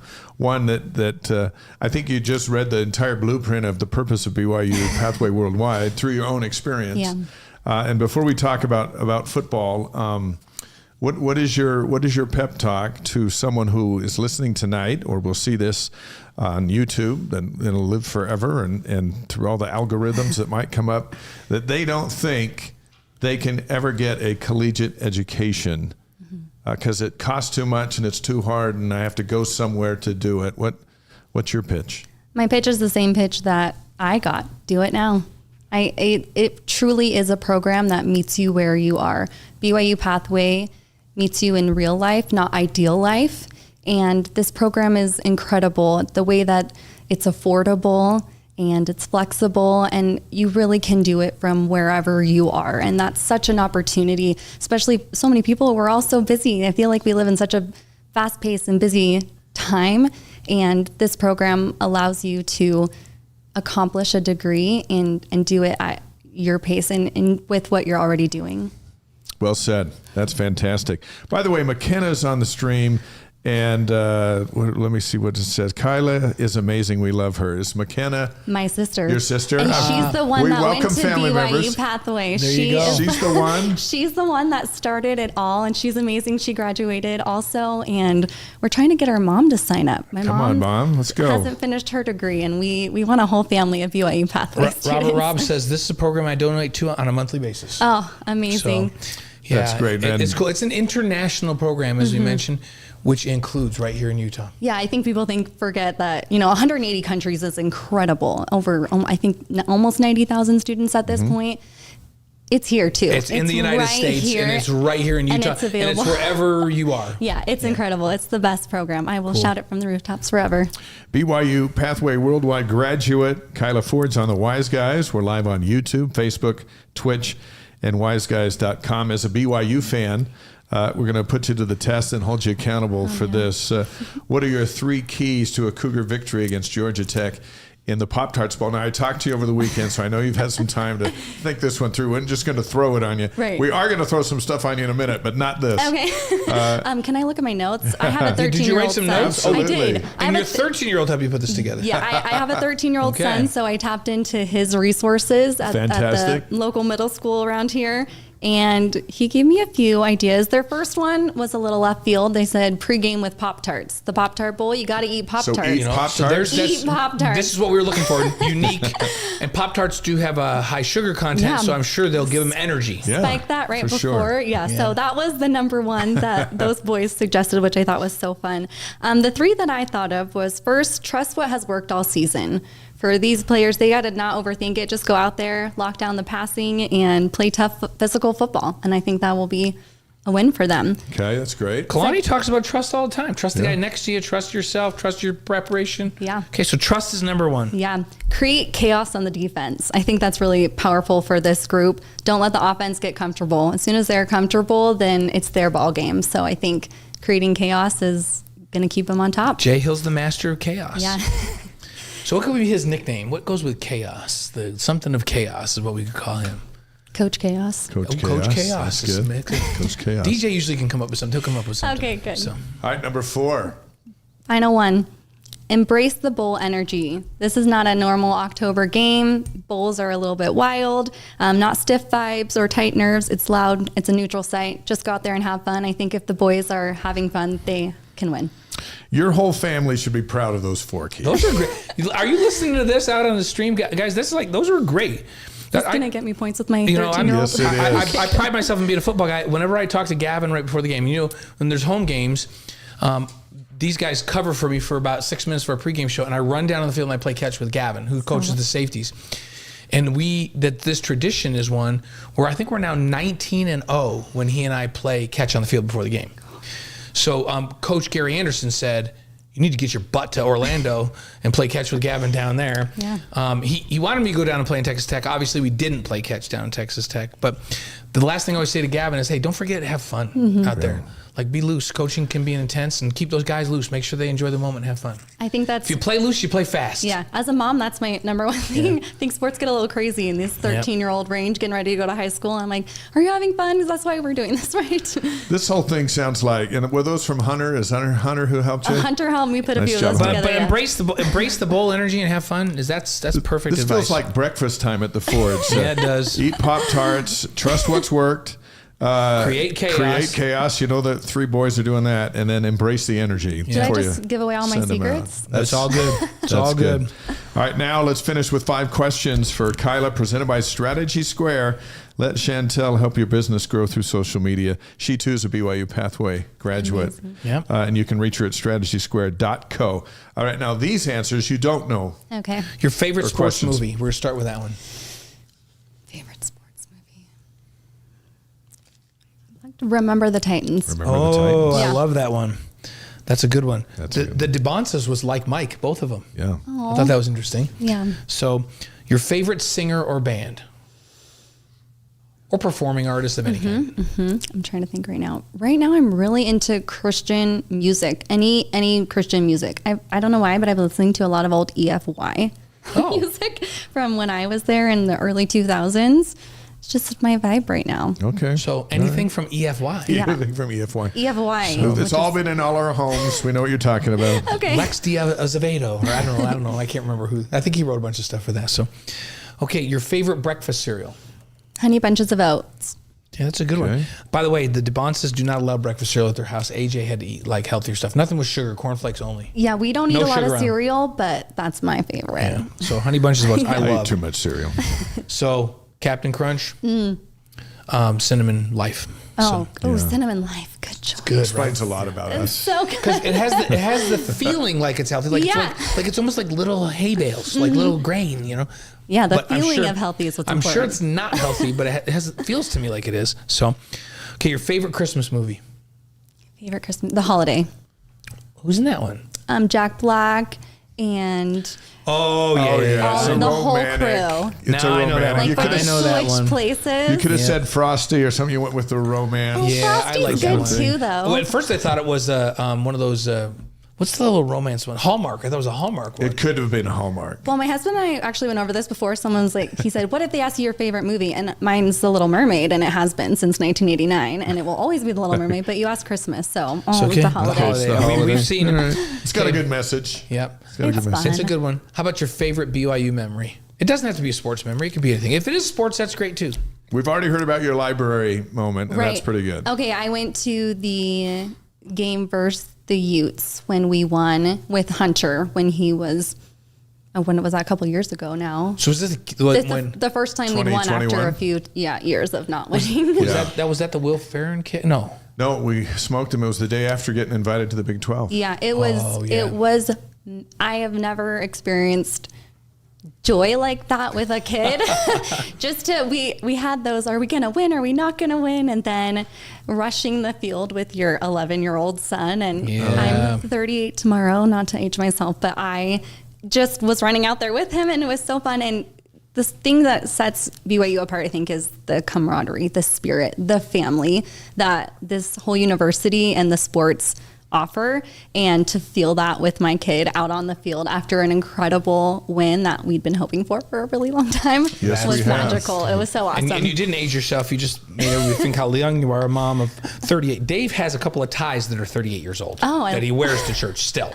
So all the way from 87. That's true. The best They year. might be older than that. I do have too many of those, but that's awesome. It's a pleasure to get to meet you. You guys are awesome. Thank you for having me. And thanks for sharing your BYU Pathway Worldwide story. We think that is, and they're a sponsor of our show, but we think that that program is one of the great modern miracles of the church that's changing lives. You don't have to belong to the church to sign up and change your life for the better through education.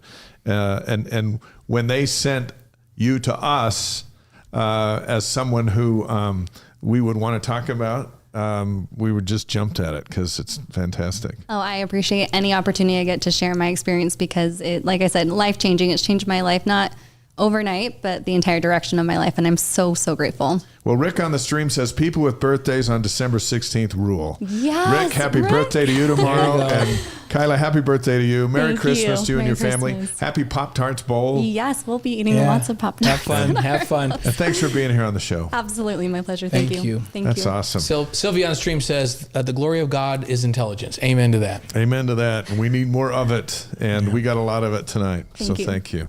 All right. Campus Notes are presented by BYU Pathway Worldwide.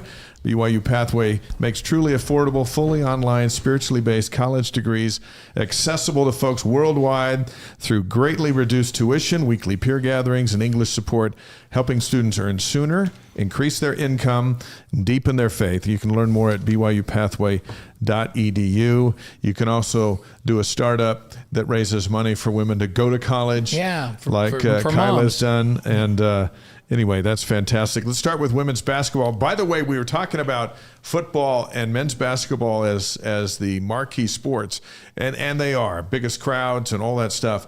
But my word, Lee Kamar's got something going with women's Wow. hoops. You and I just called a women's game this week, and we had a blast doing it. Yeah, it was good. They played so well. 11-1, off to the best start in program history through 12 games. How about that? BYU defeated UTEP 81-46. Olivia Hamlin had 20 points, and they defeated Idaho State. That's the game you and I got to call. 68-59. Olivia had 22 points in that one. By the way, we got to get Olivia on the show. She's awesome. Today, she was named the Big 12 Freshman of the Week. Yeah. We do need her on this show. She's so fun. Santa Clara girl, Snow Canyon High School, and she's a roommate of Delaney Gibb, who's the BYU preseason All-American. And they're hoping to have her back this week. Yeah, Delaney should be back this next week. Those two together are going to be dynamite. So they're winning all these games without Delaney, which is crazy. When she comes back, it's just going to be one more piece of firepower for that team offensively. And they're off to a great start. Up next, their Big 12 opener. They're at Central Florida Saturday at noon Mountain Time on ESPN+. We wish them the best, and we look forward to seeing them at home. They play actually on New Year's Eve at the Marriott Center at 7 against number 9 TCU. So that's going to be that's a big one for them. Yeah, and Mariah Hudgens, who also has been on this show, she told me she needs to come back on the show. She does need to come back, and she's going to sing a Taylor Swift song. Yes, she for is. us. We're going to do this. We got to do this. Remember, she promised us that. Yep. And so we'll hope to have plenty of time with. That's a fun team, and we were at practice the other day. There's a cool vibe. Yeah, it really with is. women's Lee's basketball. doing great things. So Women's soccer, the final ranking of the season, number 20. Jen Rockwood just has a top 20 program year in and year out. Doesn't matter if they're all freshmen or if they're going to the College Cup as seniors. They went 11-7-6, 4-5-2. That doesn't sound that great, but they went to the Big 12 tournament as the last seed in and won it. Their first Big 12 championship. Then they went to the NCAA tournament and reached another Sweet 16. unbelievable, isn't it? Yeah. And for a team that is extremely young and with a bunch of folks coming back, that's a great launch into the 2026. And she'll be on with us as she comes on every year before the start of the season. And here we are in December, but the next time she's on, which will be, in July, it's going to feel like this. Yeah, it will go quickly. So, women's volleyball, BYU parts ways with head coach Heather Olmstead, who's been a good friend of the show, good friend of ours. 279 career victories, fastest coach to win 200 victories in Division I volleyball history. Wow. She was the 2018 Coach of the Year, led BYU to the Final Four, 6 appearances in the Sweet 16. She's heavily involved with USA Volleyball, and I do think she's probably going to get more involved with that. She said she's going to go off and pursue other things. I bet she gets involved in USA Volleyball and on the international circuit. Great coach, and the numbers back it up. Two BYU Cougars, Suli Davis and Alex Bauer, heading to the transfer portal. That doesn't mean that they're not going to be back, but they are looking around. Davis was the Big 12 Freshman of the Year, first team all-conference, set the school record for kills in a season. Bauer was also first team all-Big 12. So, again, they're looking around, but it doesn't mean they're leaving. And, I hope they stay. Suli's been on the show here, and she's phenomenal. Yeah. And you just got to Great keep player. those kids. So we'll keep you posted on that. Yeah. Men's volleyball, ranked number 5 in the preseason MPSF poll. Always ranked up in the top. Season opener is January 9th versus St. Francis at the Smith Fieldhouse. What a great environment the Smith Fieldhouse is for men's volleyball. We look forward to having Sean Olmstead on the show, who also comes on before each season. Yeah, always does. Kind of sets the tone for what we're going to see. Gymnastics, the all Big 12 preseason team, Kylie Equinto and Scarlett Sonnenberg in the all-around, Brinley Anderson, the balance beam. Season opener for BYU is January 9th, Oregon State at BYU on ESPN+. And so we look forward to another gymnastics season. They get better and better every year. Our campus notes are presented by BYU Pathway Worldwide. We were bummed to hear of Olmsted's news because Heather's done a phenomenal job, and we get to know these coaches. Yeah. And sometimes things change for one reason or the other, but when they change, initially they're sad to have happened because one of our friends is going to go do something else. Yeah. And she's been one she'll of have ours. great success whatever she goes and does. We love Heather, and we got a good chance to get closer to Heather and her sisters and her family on the cruise this last summer. And what a great person. Yeah. So, hey, Wise Guys fans, we've got some great news. You can support the show by signing up for our ad-free podcast. Now, if you've heard a podcast that's ad-free and then you've heard the regular podcast, ad-free is better. Yeah. You know, you're just listening along. And so there's a way to do that. It costs $8 a month, $7 a month if you do the yearly plan. It's about $2 or less per episode, and it's easy to sign up. yeah. And you know, if you want to give it for a Christmas gift, you can do that as well. It's a perfect gift for if you have a big, huge Wise Guys fan in your life. It's easy. You select give as a gift, and it goes straight to their inbox. You can listen ad-free on Spotify, Apple, Google Podcasts, and most of the other apps where you get your podcast. When you subscribe, you'll get a special link that plugs right into your favorite podcast player, so everything works just like it does now, only without any of the ads on the podcast. And you go ad-free here if you're here on the live stream because of our sponsors. And that's why the ones that you see down here, because of Brady Plus and Mountain America and Eddie, you get it for free. But the podcast, when you download it and put in your earbuds, then the podcast provider is sending the ads. Yeah. So you don't have to listen to that if you pay. No. And to go to wiseguys.supercast.com to subscribe or to gift it to somebody. So wiseguys.supercast.com. It'll be in the show notes and on the stream. And there's always the link at wiseguys.com. So that's a cool way to support the show, but also to make it so you can just, when you're out running or driving around listening to the podcast, you can just take it straight. And that's how we serve it up. So that's how we'd like you to listen to it. And we love that you support our show. And I do envision a day coming soon when there's Wise Guys hats and shirts. I just see it. Yeah, we have to do that too. So we got a cool logo, and it's time to slap it on some because the Wise Guys stuff. family just keeps on growing, and we love all of our brothers and sisters out there, right? Yes, we do. So let's talk about on this day. December 15th was a pretty big day. There was a lot that happened on this day. 1791. Let's start back then with the Bill of Rights being ratified and becomes amendments 1 through 10 in the U.S. Constitution. So that was big. Yeah. Needed that to happen. On this day in 1925, the first hockey game was played at Madison Square Garden. Montreal beat New York 3-1. Of course, Montreal beat New York back in those days, right? Yeah. In 1939, Gone with the Wind premieres in Atlanta. That was it. That's when it came out. We about 1973? Pirates of the Caribbean ride opens at Disneyland. We've all been on it. It's one of my favorite. I was just on it again. Brendan and I went with some of the grandkids this summer, and it just brings back history. You know, that movie, Curse of the Black Pearl, so good. Oh, it's so well written and produced. Depp. And it nails that ride, which opened on this day in 1973. Yeah, it's a great ride. 1980, New York's Dave Winfield becomes the highest paid player in Major League Baseball. $15 million 10-year contract. How about that? Let's talk about. That's a lot of money. Let's talk about today. So Shohei Ohtani's the highest paid, right? $70 million last season is what he made. Wait a second. He made $70 million last season, and Dave Winfield was the highest player in 1980, making $15 million over 10 seasons. Yep. It's a different world. On this day in 1997, the 49ers retired Joe Montana's jersey. There you go. Yeah. We were alive for that. Did they retire Steve Young's? I think they have. They should. Yeah. So in 2008, Oklahoma's Sam Bradford wins the Heisman. He beat he got beat up, I wanted to say, by BYU. You remember when he got beat up by BYU to open that 2009 season? After he won the Heisman? Yeah. BYU beat him 14-13. I mean, they knocked him out of the game, like literally knocked him out. And he was coming back as the reigning Heisman Trophy winner. Yeah. So. Gerald on the stream checking in from Fresno. Gerald, where you been? We've been on since 6, which is 5 your time. But just go on YouTube or Facebook. You can watch the whole thing again. And we had a great visit with the Dybantsa, Ace and Chelsea. Happy birthday to Michael Zimmerman's wife on December 9th. He's letting us know that was her birthday. Thanks Michael. December 15th birthdays. Speaking of birthdays, let's go to 37. We got Nero. And you mean just actual 37? The 37, Emperor of Rome.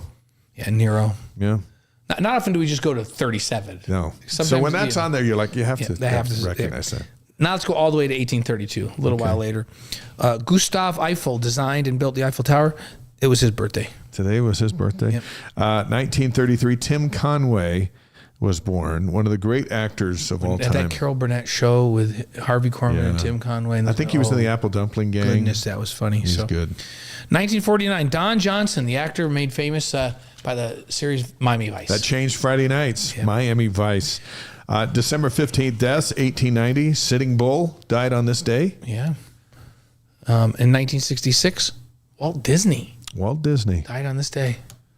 In 2016, Craig Sager, popular sportscaster, covered the NBA. He died on this day. Our Wise Guy's inspirational quote of the week is from Walt Disney, who said, "There is no magic in magic. It's all in the details." You think about that when his parks, his movies they started out with, it was all like his attention to the little tiny things is what made it magic. I imagine if Walt looks down today and sees what's going on, he might go, "Hey, why are you charging so much for streaming rights? Yeah, just give it to the people for free." Yep. Different perspective from where he is. The Magic Kingdom really is magic because of all the little things that Walt Disney made it be. And let's be honest, the $15 churro, it's worth it. It's whatever it costs, it's just worth it. Whatever it costs to get in that theme park at the end of the night when they shoot the fireworks off and you're there with your little kids, it's worth it. Yeah. It's just a magical place, the magical kingdom. A special thanks to Ace and Chelsea Dybantsa and Kyla Ford, the 3 fantastic guests here tonight on our show. That was good. What a great visit with the Dybantsas, and you see why AJ is so well. He's just like, he doesn't seem like a superstar. He seems like a great young man, and that's because of those two. Yeah. And then what a story for Kyla Ford. This is a real thing. BYU Pathway is a way for anybody that wants to get an education to get an education. Next week, we'll preview the Pop-Tarts Bowl with Nathan Rasband from the Orlando area, the BYU chapter chair. We might also have a very special guest. And what we'll do is we'll be on our regular time, but we're only going to go an hour next week because right at 7, you and I are calling the BYU Eastern Washington basketball game. So there'll be us right up till then, and then we'll switch over to the game, and then our show will just be a little bit shorter next week, but it's going to be awesome. So where are you going to find us this week? Well, tomorrow night you and I are calling the Pacific game on ESPN Plus at 7 o'clock. I'll also give you a little preview of that game on Sports Nation tomorrow. You're making a grand appearance? I'm going to make an appearance on Sports Nation. Dave will be writing articles all week long in the Desert News. So I've got one in today on Jake. If you haven't read the one on Jake Retzloff, you got to go see that one right now. So I have one coming out. I'm not sure what day, but just as a teaser, just between us. No, that's just you and me. I believe the headline will be Kyle Whittingham is BYU's Darth Vader. Oh. So what happens next? Does he become good? We all know what happened to Star Wars when Vader left. What does it mean to the rivalry and all that stuff? But anyway, it's kind of a tongue-in-cheek thing. Isn't Vader's son Kylo Ren? Like, is that his son? I can't remember. I think Kylo Ren is Han Solo's son. Whose son is Kylo Ren? Han Solo's son. Yeah. Is Han Solo's son? Yeah. Who's Luke Darth Skywalker. Vader's son? Luke. Oh gosh. Come on, man. I'm losing my mind. Stay This is what focused. happens when you get old. You guys, you forget that Luke Skywalker is Darth Vader's son. Anyway, it's Kyle Whittingham, BYU's Darth Vader. We'll Yeah, talk about that's that next interesting. week. But that's coming during the week. That should be kind of fun. Yeah. Wise Guys is presented by Brady Plus. Supplies plus support. Find out more at bradyplus.com. And by Eddie, HR and payroll software built for small businesses. See how Eddie can serve your team at eddie.com. And by Mountain America Credit Union, empowering dreams for over 80 years. Find out what they can do for you at macu.com. Our Relight Athlete of the Week is presented by Redmond. The secret is in the salt. Learn what it can do for you at redmond.com. And our Relight Athlete this week is AJ Dybantsa. And man, did he earn it. John on the stream says BYU Provo, quote, happiest place on earth. That's where a lot of fun things have been happening sports-wise. And they will again tomorrow night. We'll see you there. If you're not at the game, we'll see you at ESPN Plus at 9 o'clock Eastern, 7 Mountain for BYU and Pacific. And we'll see what AJ and the guys do again. Or as we like to call him, Anise. Anise. That's what AJ stands for. And his dad is Ace is Anise Jr., Anise, and Anise Senior, and Anise Jr. is AJ. We got to slip that in tomorrow night because Ace and Chelsea's asked us to call him that once in a while. We're going to have to. So, and by the way, Wise Guys is distributed by the Deseret News. And by the way, Kylo is Vader's grandson. That is the So, like you guys gave me version. bad information. So Kylo Ren is his grandson? but not his son, because remember, you got Luke and you got what's her name? What's her name? Who married Han Solo? Princess Leia. Leia, yeah. Leia is Vader's daughter, And then is she Kylo's and mom? she married Han Solo, and they had Kylo Ren. You know what? I can't even keep track of it anymore. I know, it was like 9 episodes. So- You know, it wasn't the same when Vader left. I don't know if BYU Utah is going to be the same for a while Without Kyle Whittingham. So have a great week, everybody. We'll Yep. see you tomorrow. See you tomorrow. We need to hone up on our Star got Wars it. stuff. My Star Wars is down the tubes.